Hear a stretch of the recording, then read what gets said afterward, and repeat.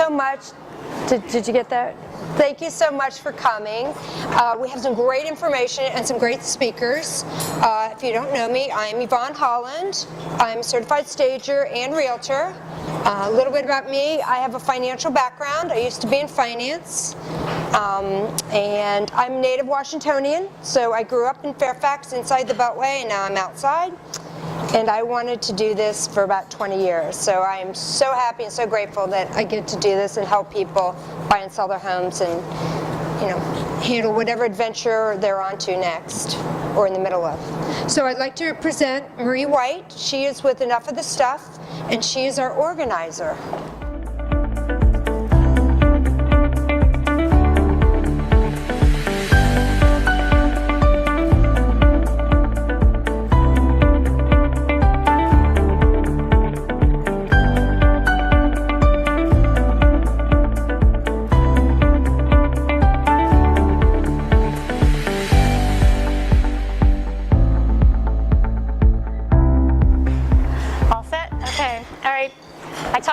So this is going to be hard with two things in my hands. So I'm Maria White. I'm the owner of Enough of the Stuff. I'm a local organizer here in Ashburn. And I help families who are preparing their homes to sell. I help them with their purging of a lifetime of accumulations and packing and unpacking into their new homes if they're staying local. So I just created a little list of some tips here on the flip side of that front sheet there.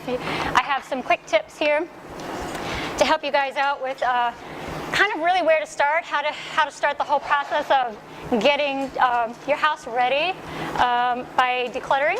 So the first tip is usually everybody is really overwhelmed by where to start because their whole house is full of stuff from their kids, things that have been inherited by the family. And so I always say start in the storage room. And why do I say start in the storage room? It's because that's where everything goes to die, and it's never addressed throughout the whole time you're living in the home. So can you hear me? Can you guys hear me? Okay. So if you can start in that storage room, you'll do a lot of purging, and then that frees up a lot of space for all of the other boxes that you will start packing throughout the house. So it's a great place to start, and it's where you'll probably purge the most. So I've been in homes where I've gone into their storage room and we found boxes that have never been unpacked from when they first moved into the house. And surprise, surprise, they find the things that they thought the movers lost. It's just amazing. So start there. When you are packing up your boxes, it's really important to remember that your house will probably not be the same as the one you're in, probably downsizing for a lot of people. So you're going to be losing room, so you want to mark the boxes for the new space. So if you have an office in a bedroom or in the basement, and you're going to have an office in the new place, you make sure you're marking it for office and not basement. So a lot of people forget to do that. They're just in the process of marking everything as is. As you're packing, a lot of spaces, like I said, you may not have the same room in the new house, so you can pack within the room by like items. So you want to pack all of the photographs in that room together and all of the knickknacks together, if you're keeping, and your books all together, so you can not have a mishmash of stuff in one box. And that usually creates a real disaster when you're unpacking to have a lot of different categories in one box, so because you're not quite ready to figure out where to put them. Tip number 4, the photos, all your family photos. I can guarantee your realtor or your stager is going to tell you to get rid of all your family photos before they take the pictures to stage the house. So pack all of them throughout the whole entire house. Go around, collect them, pack them up. And where are we going to put them? In the storage room that's been cleaned out. So it's a perfect spot, right? So all your photographs. Artwork. You'll have to ask your stager or realtor whether they want you to take the artwork down. Sometimes they do, sometimes they don't. Depends on whether they want to paint your walls. But the artwork can just be stored in the storage room and have the movers pack them if you're a little nervous about packing your artwork. So they're great. They do a great job packing artwork. They do it all day long. So usually the stagers really want the house to be kind of streamlined and simple. So you want to make sure you're doing a lot of the purging and prepping before you start the packing, because you don't want to pack things that you really aren't going to use in the new house and end up paying the movers to move it, and then you get to the other end and realize, oh, I should have purged this ahead of time, and you just paid money for that to move so you can donate it later.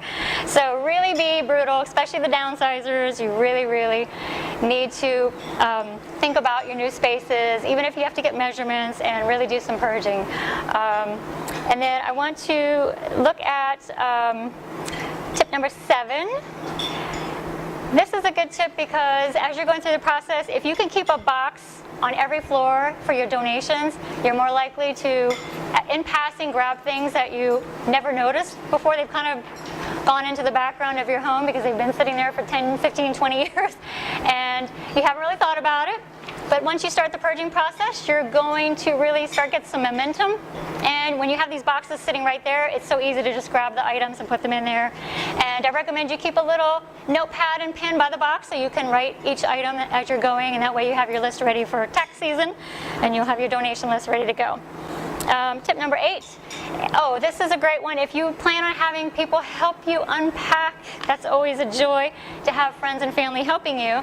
So if you can take a picture of the space, if you like the way you have it currently in your home, the kitchen, open all the cabinets, take photos. That way your people who are helping you, if it's not me helping you, will have an idea of where you like to keep things near the stove, what things you like to keep near the pantry, etc., etc. So take pictures, even if it's your office desk, because you'll empty your desk. If you want certain things in certain drawers, take a picture, and that way they can get all that into those drawers correctly. Sorry? Oh, good. It's a really big help. It's a really big help. When you have people, I mean, I wouldn't let other people do it for me because I have my way I want to do it. But yeah, for other people, if they need help, that's a really easy way to make sure it's all kind of set up basically the way you like it. And then tip number 9, if you're moving locally, I have attached a sheet for Lindabox. That is a really great green way to pack because they are reusable plastic bins. They are delivered to you, and they're on little rolling carts, so you can pack them, stack them, and push them out of the way. They're sanitized every time they come back to their warehouse. They drop them off.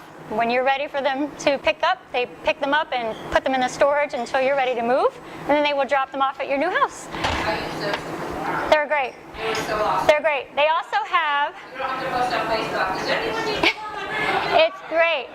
Right, because when you get used boxes, you never really know what was in them, and yeah. So the plastic bins, they're very comparable. Yes, and they have the garment boxes as well, and they also have I don't know if it shows. Yes, in the bottom picture, it shows you the dish packs. Fantastic. You don't have to wrap your dishes or anything. You plop them right in between the foam dividers. There's foam padding on the bottom. It's a beautiful thing.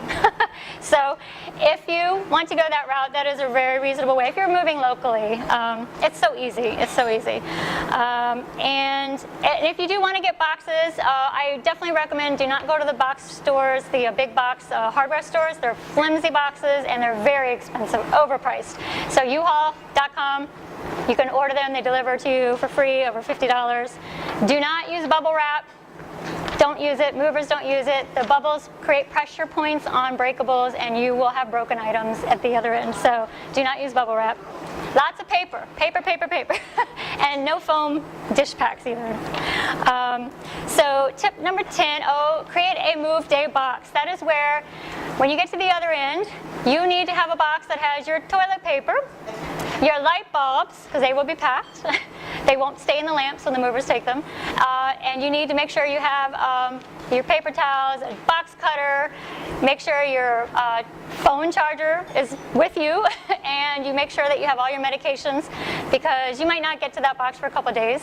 So you want to make sure that the most immediate important things you have are there in your day of move box. And you put it in your car. Don't let the movers take that box, because it might get commingled with other boxes. So that's it for the most part. But if you want a really organized move, the movers can, if you want to use color-coded stickers, I created a moving system, and it's called Move in Order, and it has extra large moving color-coded stickers for your boxes, for your furniture, floor plans, and then you just lay them out each room, and the movers get everything right to the room based on the color. They don't have to read your scrawl.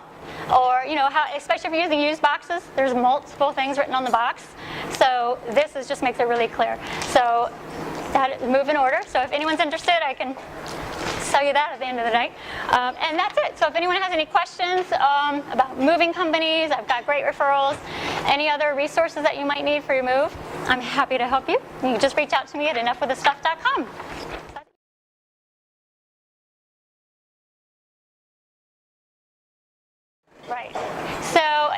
probably take, I mean, it's really hard to know what you have, so I can't, so unless I see your house, it's kind of hard. But I mean, it could take,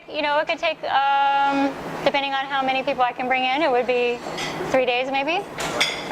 So, but I'm usually working with clients who are purging in the process, and we're kind of going through it. And when I'm working with clients who need to purge a lot because they're extremely downsizing to a senior community, so we're purging the whole house, and it's not giving it away. I'm working with an online estate sale company, and it's a really great way to, it then pays for my services essentially.